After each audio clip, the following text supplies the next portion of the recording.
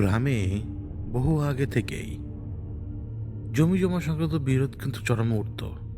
বিভিন্ন গ্রামে বিভিন্ন সময়ে জেলায় অথবা থানায় জমি জমা সংক্রান্ত বিরোধে মানুষকে কোন পর্যন্ত হতে হতো। গ্রামে গঞ্জে কিন্তু এখনো সেটা হরহামেশা হয়। জমি জমা সংক্রান্ত বিরোধ অনেক সময় চরমে ওঠে। বহুকাল আগে থেকে এই সংস্কৃতি এই দেশের মানুষের মধ্যে বিদ্যমান। শুধুমাত্র এই দেশের মানুষ বলাই ভুল, পুরো বিশ্বেই এই সংস্কৃতি বিদ্যমান।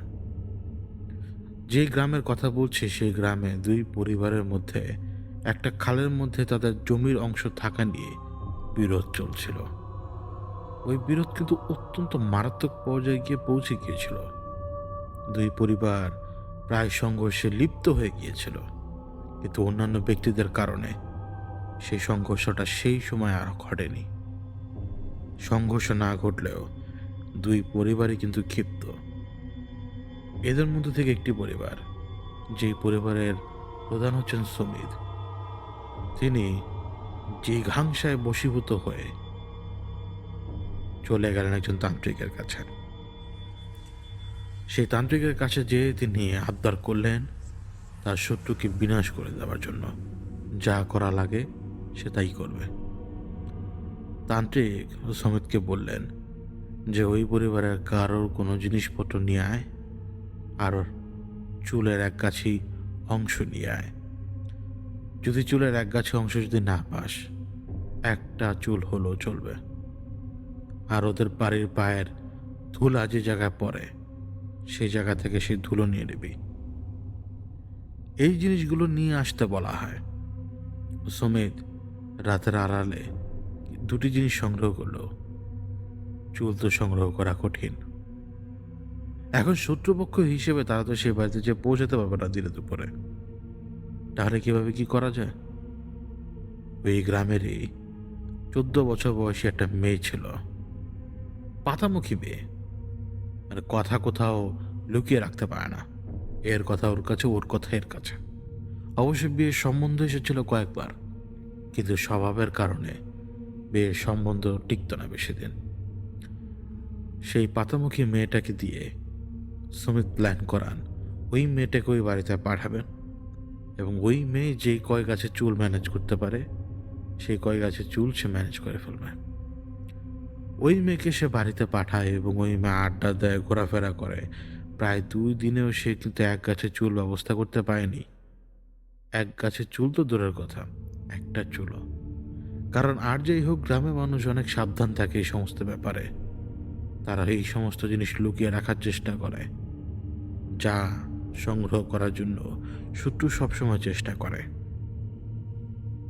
এই পাতামুখী মেয়েটা একদিন একটা চুল খুঁজে পায়।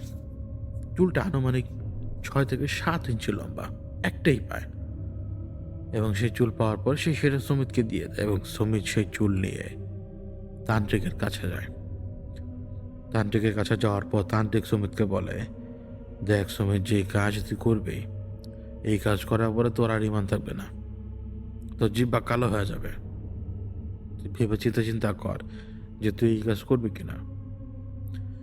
জিঘাংসায় বশীভূত মানুষের দ্বারা যে কোনো কিছু ঘটানো সম্ভব। এমনকি তারা মানুষ পর্যন্ত খুন করতে পারে, আর স্রষ্টার বিরুদ্ধেও দাঁড়াতে পারে। মানুষের মধ্যে সেই শক্তি আছে স্রষ্টার বিরুদ্ধে দাঁড়াবার। তখন সুমিত বলল যে যা মন চায় করো, আমাকে শুধু ওই পরিবারের মানুষের ক্ষতি করাটাও দেখাও। মানে তাকে দেখতে হবে যে ওই মানুষের ক্ষতি হচ্ছে। তান্ত্রিক তখন তাকে বলেছিল, তুই এই এই কাজগুলো করবি। সেই কাজগুলো তখন তাকে করতে দেওয়া হয়। সুমিত সে কাজগুলো করে। সেই কাজগুলো আহামরি বড় কোনো কাজ ছিল না। গজাল পোতা, তারপরে হচ্ছে শলার কাঠি পুঁতে দেওয়া, বাঁশের কঞ্চি পুঁতে দেওয়া, এই সমস্ত কাজ। কিন্তু সেই দিন, যেদিন মূল কাজ করার কথা, সেই দিন তান্ত্রিক বলেছিল সুমিতকে শরীরে তেল মাখিয়ে আসতে। সুমিত তেল না মাখিয়ে এসেছিল মনের ভুলে।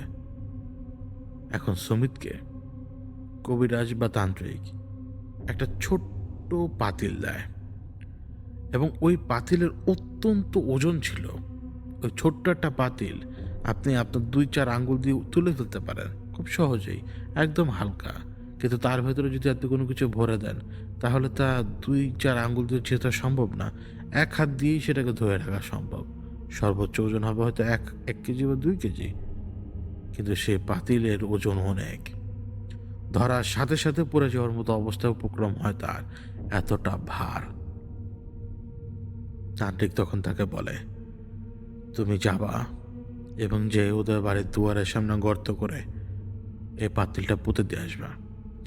মনে রাখবা, এখান থেকে বের হওয়ার সময় থেকে ওই বাড়ির দুয়ার পর্যন্ত পৌঁছানোর পরে ওই বাড়িতে কাজ করা পর্যন্ত তোমার পিছু পিছু লোক আসবে, কথা বলবে, ডাকবে, কান্না করবে, হাহাকার করবে।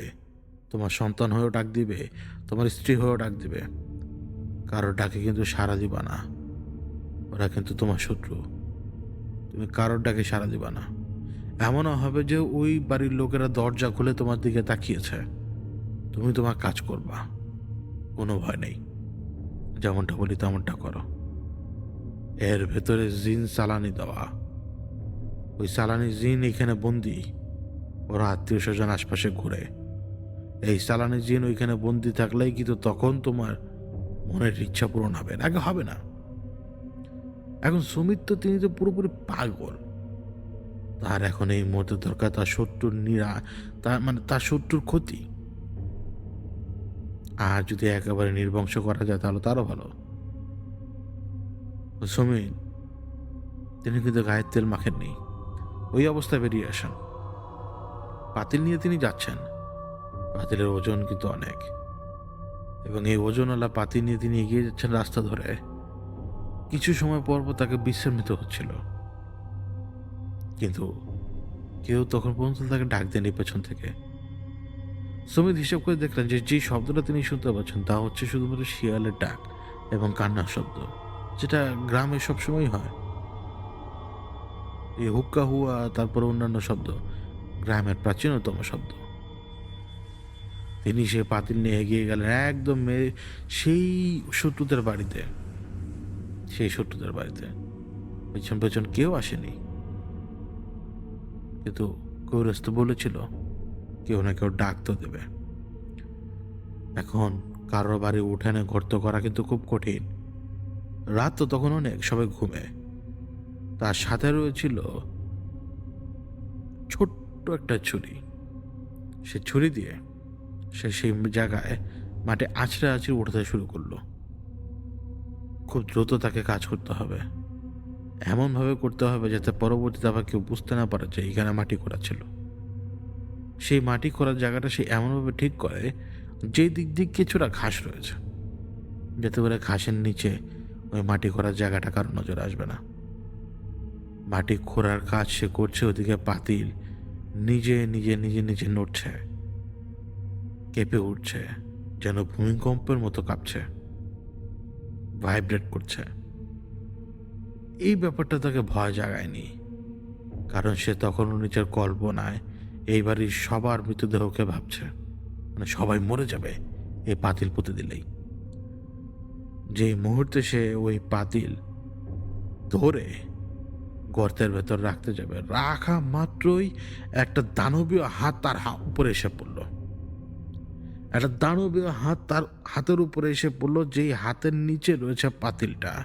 এবং সে হাত, সে দানবীয় হাত, তার ভেতরে নখ রয়েছে, বড় বড় নখ, অতিমাত্রায় বড় দানবীয় হাত। সেই দানবীয় হাত কেমন যেন অন্ধকারের ভেতরে মনে হচ্ছে কালোর থেকেও কালো। তার চেহারা বোঝা যায় প্রচন্ড কালো চেহারা, কিন্তু চোখেও প্রচন্ড রাগ, মুখের অভিব্যক্তিতে প্রচন্ড রাগ। কিন্তু সে কোনো পুরুষের মতো দেখতে নয়, সে দেখতে এক হুবহু নারীর মতো। তার জিহ্বা লিক লিক করছে, সেই জিহ্বা যে বেরিয়ে আসছে এবং বেরিয়ে এসে যে সুমিতকে কামড় দিতে যাবে, ঠিক সেই মুহূর্তে সুমিত চিৎকার করে উঠে সেখান থেকে দৌড় দিতে লাগলো। এবং সে নারী মূর্তি ভয়ঙ্কর ভাবে তার পেছনে দৌড় দিতে লাগলো। তখন ওদিকে পাতিল কখন জানি গায়েব হয়ে গেছে গর্ত থেকেই।